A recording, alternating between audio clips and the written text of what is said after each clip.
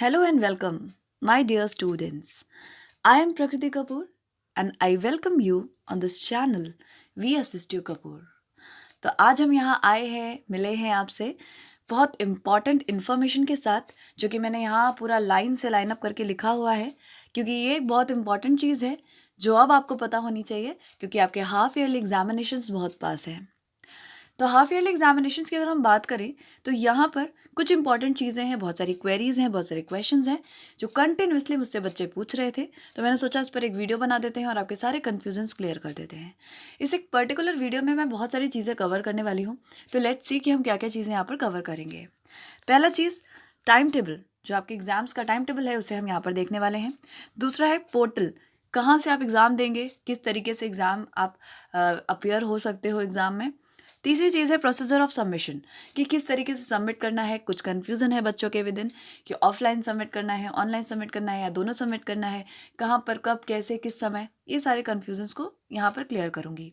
दूसरी चीज़, time and date of the submission, क्या टाइम है, कितना टाइम आपको दिया जाएगा, किस दिन आपको स्कूल में आके सबमिट करना है, ये सारा का सारा इन्फॉर्मेशन मैं इस वीडियो के विद इन कवर करने वाली हूँ।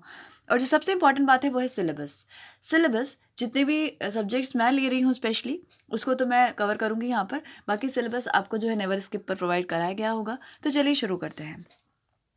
यहाँ पर आज हम बात करने वाले हैं टाइम टेबल के बारे में। तो सबसे पहले क्लास 5th to 8th की बात करेंगे।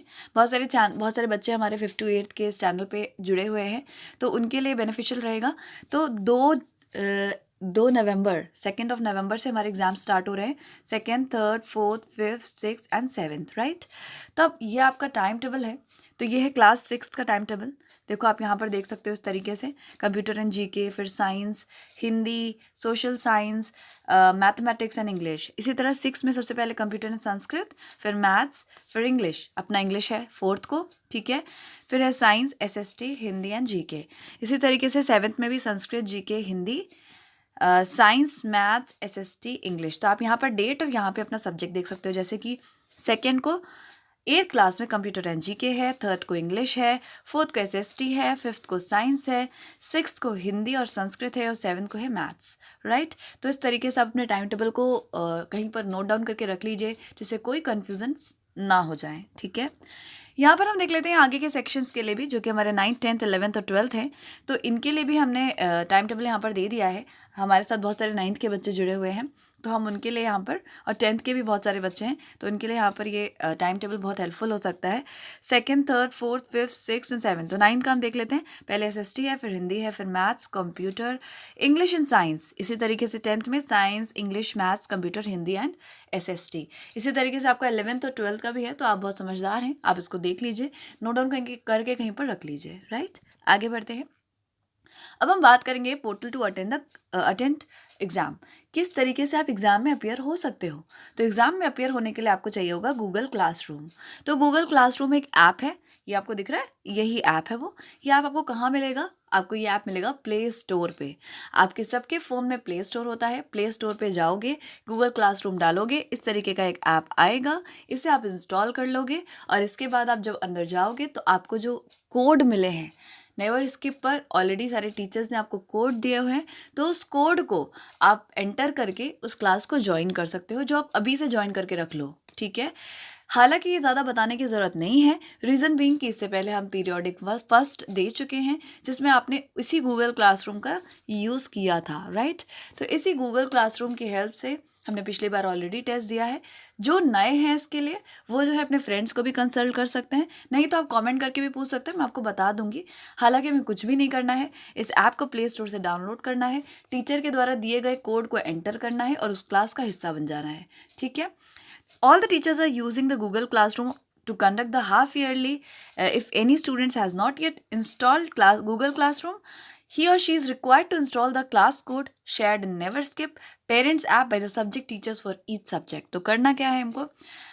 वैसे तो सारे टीचर्स इसको यूज़ कर रहे हैं, सारे बच्चे भी इसको यूज़ कर रहे हैं, लेकिन अगर आप बाई चांस किसी कारण से इसको यूज़ नहीं कर रहे थे, तो आपको क्या करना है, इसे इंस्टॉल करना है गूगल क्लासरूम को। कहाँ से? गूगल प्ले स्टोर से।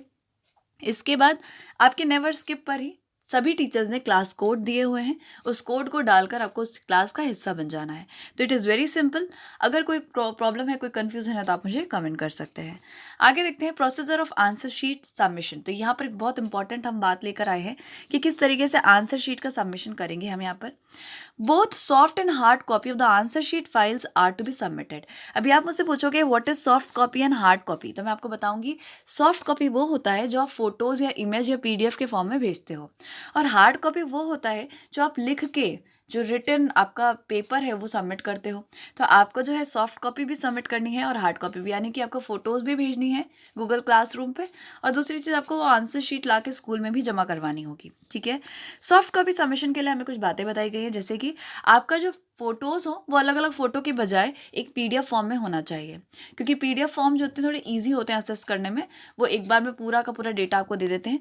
वैसे फ़ोटोज़ क्या होती हैं, कई बार इधर उधर मिसप्लेस हो जाती हैं, तो वहाँ पर प्रॉब्लम्स आ सकती है। इसलिए आपको क्या करना है, पीडीएफ फाइल्स बनाना है, तो PDF file should be preferred. For soft copy submission, all students should upload the complete answer sheet image in the Google Classroom at the same day of the examination before 10 PM. तो आपके पास time दिया गया, देखो एक बहुत important चीज़ यहाँ पर हमें मिली कि आपको 10 बजे तक का समय दिया गया। देखो सुबह स्टार्ट हो जाएगा पेपर, और उस पेपर के बाद आपको 10 बजे तक का समय मिलेगा, दिन भर का समय है आपके पास। आप उसको जो है उस पर अपलोड करोगे, गूगल क्लासरूम पे अपने आंसर शीट को पीडीएफ बना के अपलोड करोगे। तो यहाँ पर नेटवर्क इशू ना हो जाए, इसलिए आपको बहुत ही सफिशिएंट टाइम दिया जा रहा है 10 बजे तक का। ठीक है, soft copy submission is a proof that student have attended the timely and completed the exam.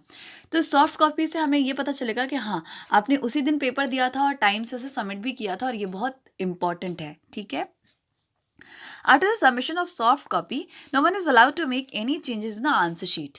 जैसे ही आपने सॉफ्ट कॉपी सबमिट कर दी, इसके बाद आपने आंसर शीट में कोई भी चेंजेस नहीं कर सकते। ठीक है, क्योंकि आंसर की कॉपी तो आपको बाद में सबमिट करनी है, तो आप उसमें चेंजेस नहीं कर सकते। Teacher will cross check the hard copy with soft copy. If there are any changes found in the hard copy, it will result in the mark deduction. तो यहाँ पर क्या होगा कि जब आप हार्ड कॉपी लेकर आओगे, तो टीचर के पास जो आपने सॉफ्ट कॉपी जमा किया है, दोनों को टीचर मैच करेगा, मिलाएगा कि सेम है, कुछ अलग तो नहीं है। अगर कुछ भी अलग होगा तो आपके मार्क्स कटेंगे। ठीक है, तो आप चेंजेस नहीं कर सकते। दूसरी चीज, if anybody is unable to upload the soft copy on same day of the exam, he और she will be considered as absent. अगर आप उस दिन 10 बजे तक सॉफ्ट कॉपी को सबमिट नहीं करते हैं, तो आपको एब्सेंट मार्क कर दिया जाएगा, नेक्स्ट डे आपके कॉपी को कंसीडर नहीं किया जाएगा।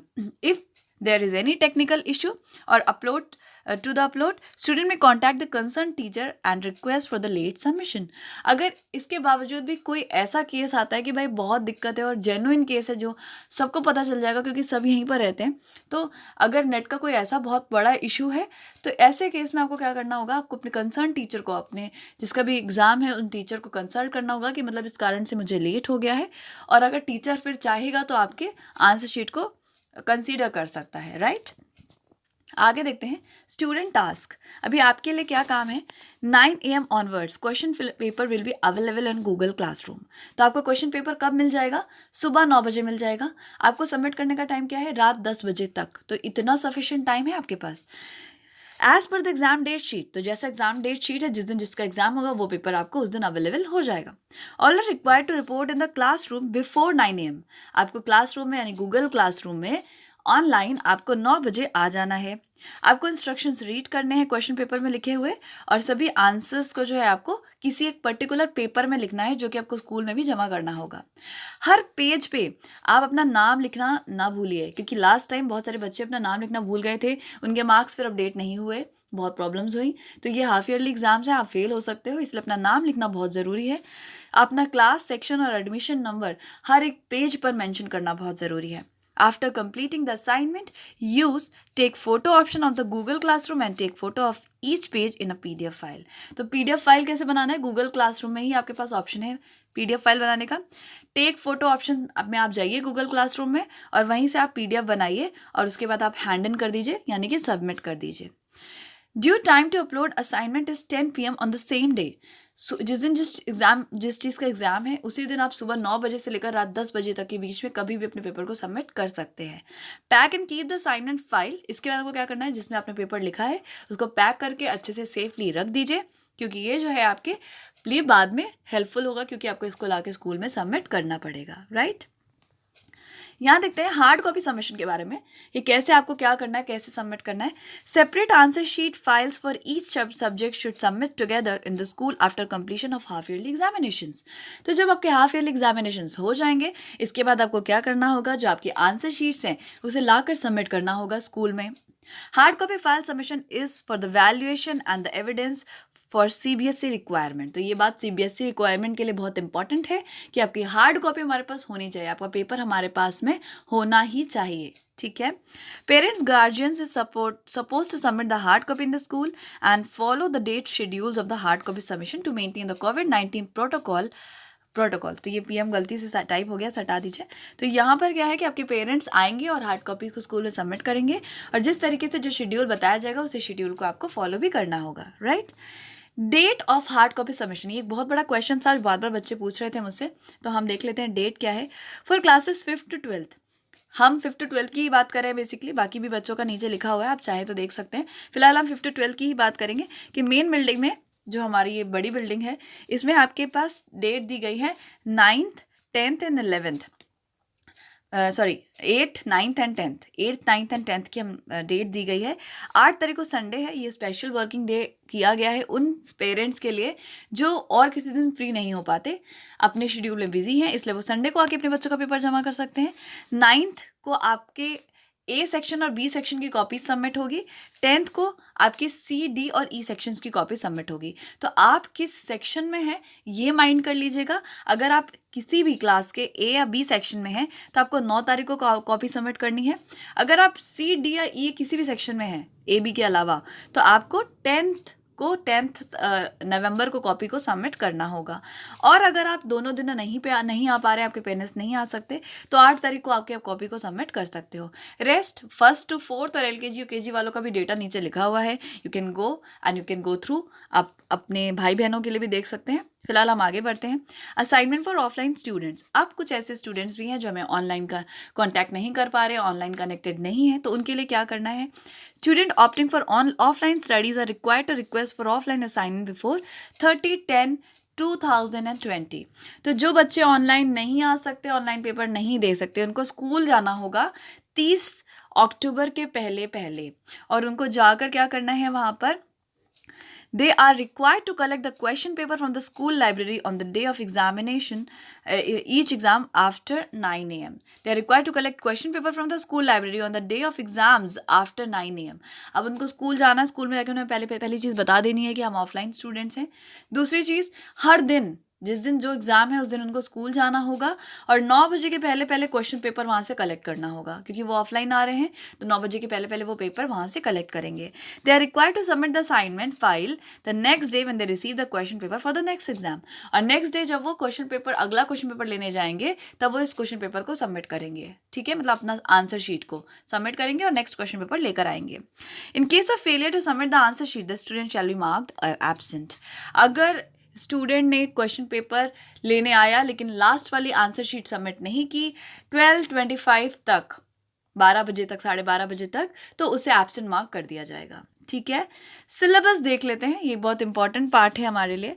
तो सिलेबस क्या होगा, तो मैं अपना वाला जो भी मेरे विदिन है उसका तो बता देती हूँ, बाकी तो आपको वहाँ पे प्रोवाइड कराया गया होगा। क्लास 6 इंग्लिश में, लिटरेचर में चैप्टर 1 to 5, कोर्स बुक में section 1 to 9 that is 3 units, और ग्रामर में चैप्टर 1 to 12, और जीके में क्लास 6 के जीके में चैप्टर 1 to 20, ठीक है। नेक्स्ट देखते हैं क्लास 7 में लिटरेचर में वही same chapter 1 to 5, course book में section 1 to 9 that is 3 units, और ग्रामर में चैप्टर 1 to 12। दूसरी चीज़ मैं क्लास 6th 7th और 8th को बता दूं कि आपको राइटिंग लिखवाई गई होगी। जो राइटिंग्स आपको लिखवाई गई हैं वो इंपॉर्टेंट है।